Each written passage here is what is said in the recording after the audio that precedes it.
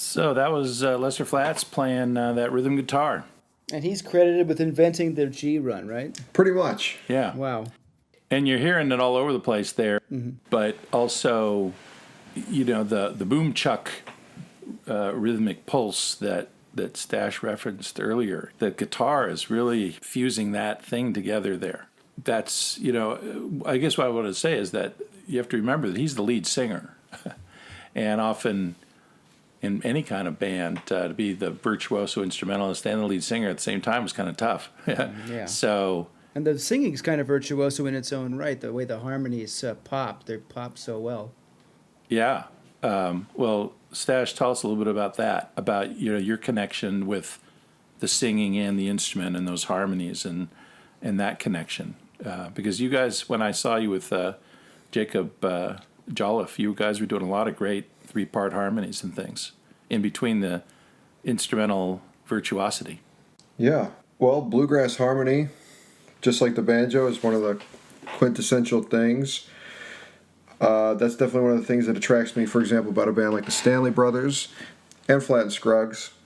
You usually got the lead part, then you have the tenor part on top of that, and then you have the baritone under the lead or a high baritone above the tenor. And that's kind of the magical combination. And my understanding is that kind of comes from a gospel tradition. All these guys were growing up in Baptist churches and stuff, singing this stuff au natural, and then they just bring it to the string band. And the high lonesome thing is when you have the fifth on top in the vocal harmony, like what you said when the baritone sings up high. The high lonesome is more just the general abstract thing of these guys are also singing really high, particularly like somebody like Bill Monroe, who accesses falsetto pretty frequently, almost to like a cartoony level, but somehow it delivered sort of like very earnest emotions. Right, but they're getting away from just singing in thirds, and sometimes you can just hear spare fifths. That always seems like a signature part of the sound. Yeah, totally.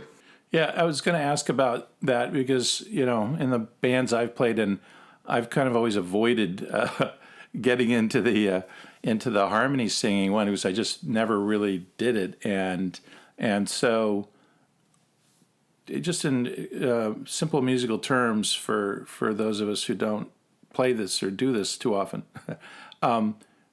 So when you've got these 3 voices singing, what is there, a 1, a 3, and a 5? Like, how is that kind of working in terms of creating a harmonic structure within those? And do they slide from a 4th to a 5th, or like how is that kind of happening? Well, most of the folk melodies gravitate to one of the 3 notes in the chord that's being played. The harmony then, as a general rule, would occupy the other 2 notes of the chord, and then the cool harmonies that happen intuitively a lot of times are exceptions to that rule, kind of what Timo was referencing, where maybe they'll veer off from that formula and somebody go a little higher, or maybe to a note that's a little less expected. And in bluegrass, certain songs tend to do that actually ended up becoming signature songs of the genre. So then those particular harmonies that broke that rule of doing triadic harmony ended up being kind of a lot of the sound that people associate with those vocal harmonies. Yeah, man. That nails it right there. That's it. Great. Yeah, man. Also, there's the blue note inflections, so you're not always singing the major third that's proper to the chord. It's going to have the country cadence where the vocal makes sure that the note's a little bit out quote unquote out of tune, so that it has more human feeling, and that gets re-taught at music school or something as like a blue note or something like that. But it comes from a more au naturel, as a word Stash used. Right, the music really is au naturel, and it shouldn't be analyzed so clinically. Exactly. But yet we want to analyze it clinically, so we want to dance through all these kind of terms and the different approaches to the music, right? Yeah, exactly. Yeah, and I think also part of this podcast is about breaking those things down a little bit in musical terms, so that people who are experienced in other genres, whether it's classical or jazz or stuff, can see that where those common languages connect. And so I think that's, one of the attractions to these harmonies and things is that people who have learned other types of music can kind of go, oh, here's my entry point into the genre. So the harmony singing and the instruments coming together, and we're starting to get a sense of the signatures, the G runs, the technical virtuosity developing with someone like Earl Scruggs, who plays so beautifully. And so the next cut is Charlie Monroe, the brother of Bill Monroe. In the early days, they performed together, and as legend has it, they had a horrible falling out.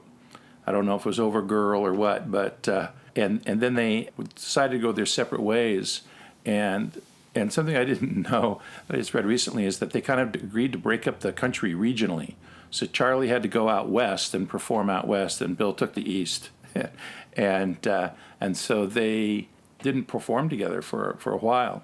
Kind of continuing along the lines of Lester Flatt, Charlie Monroe wasn't really a lead player, but he is, again, one of these people really developing those rhythms and the rhythmic pulses. And so the cut I chose is because not only to kind of show that side of the music, but also you'll hear electric guitar on this cut.